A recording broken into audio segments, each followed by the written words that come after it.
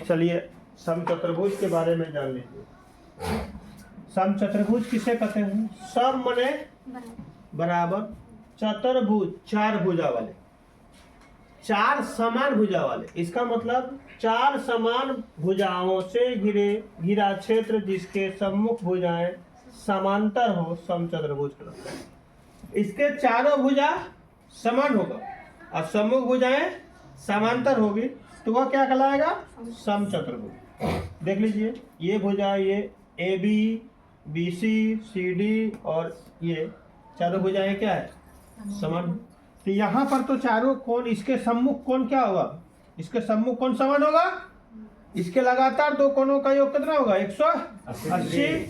एक दूसरे को यहाँ पर समद्विभाजित लिखे है ना, यहाँ पर लिख दीजिएगा लंब समद्विभाजित करता है। क्या करता है? लंब समद्विभाजित करता है। ठीक है। इसके सम्मुख भुजाएं समांतर होती हैं, इसके सम्मुख भुजाएं समान होती हैं। तो सम्मुख भुजाएं नहीं लिखेंगे, यहाँ लिख देंगे इसके चारों भुजाएं। क्या होगा? चारों भुजाएं समान होती हैं। इसका मतलब यहाँ पर ये डाल देंगे, चारों भुजाएं समान हो गए।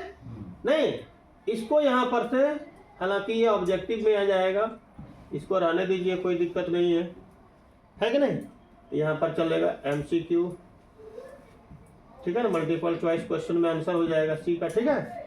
इसके विकर्ण एक दूसरे को, ये भी सही है, इसके विकर्ण एक दूसरे को, ये भी सही है, टोटल सही है। ध्यान दीजिएगा, इसका मतलब है समचतुर्भुज और समांतर चतुर्भुज का सारा गुण आ रहा है। आयत का सारा लंब वर्ग का गुण आ रहा है आयत में, एक आध को घट रहा है।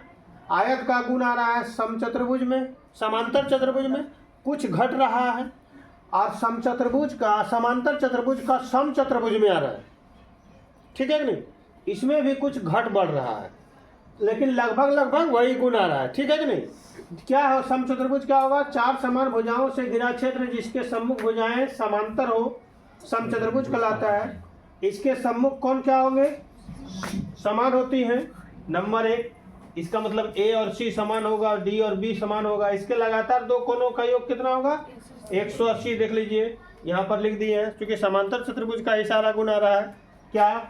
कोण ए प्लस बी, इसका मतलब लगातार का मतलब दो को लगातार, ए और बी बराबर 180, बी और सी बराबर 180, बी और सी मतलब बी और बी प्लस सी, कोण सी प्लस डी बराबर 180, कोण डी प्लस कोण ए बराबर 180। इसके दोनों विकर्ण एक दूसरे को समद्विभाजित करता है। कौन समद्विभाजित करता है? लंब समद्विभाजित करता है। याद रखिएगा, वर्ग में भी यही तो लिखे थे ना कि वर्ग का विकर्ण एक दूसरे को लंब समद्विभाजित करता है। तो समचतुर्भुज का भी विकर्ण एक दूसरे को लंब समद्विभाजित करता है। आयत का विकर्ण एक दूसरे को लंब समद्विभाजित नहीं करता है, सिर्फ समद्विभाजित करता है। और आयत वाला गुण आ गया किसमें? समांतर चतुर्भुज में। समांतर चतुर्भुज में भी था कि समांतर चतुर्भुज के विकर्ण एक दूसरे को सिर्फ और सिर्फ क्या करता है? समद्विभाजित करता है, लंब समद्विभाजित नहीं करता। लंब समद्विभाजित का मतलब क्या हुआ? लंब भी होगा और समद्विभाजित भी करेगा, है ना? तो आयत वर्ग वाला इसमें आया समचतुर्भुज में, वर्ग में लंब समद्विभाजित, समचतुर्भुज में भी लंब समद्विभाजित। समांतर चतुर्भुज में लंब समद्विभाजित नहीं करता है, सिर्फ समद्विभाजित करता है। तो आयत में भी सिर्फ समद्विभाजित करता है, लंब समद्विभाजित नहीं करता है। यहाँ पर है इसके सम्मुख भुजाएं क्या होती है? समांतर होती हैं। तो देखिए वर्ग में भी होगा, आयत में भी होगा, समांतर चतुर्भुज में भी होगा, समचतुर्भुज में भी होगा। क्या होगा? सम्मुख भुजाएं समांतर होंगी।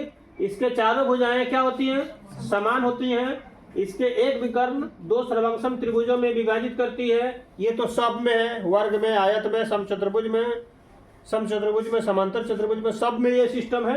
नहीं, इसके एक विकर्ण दो समान क्षेत्रफल वाले त्रिभुजों में विभाजित करता है, ये भी सब में है है ना?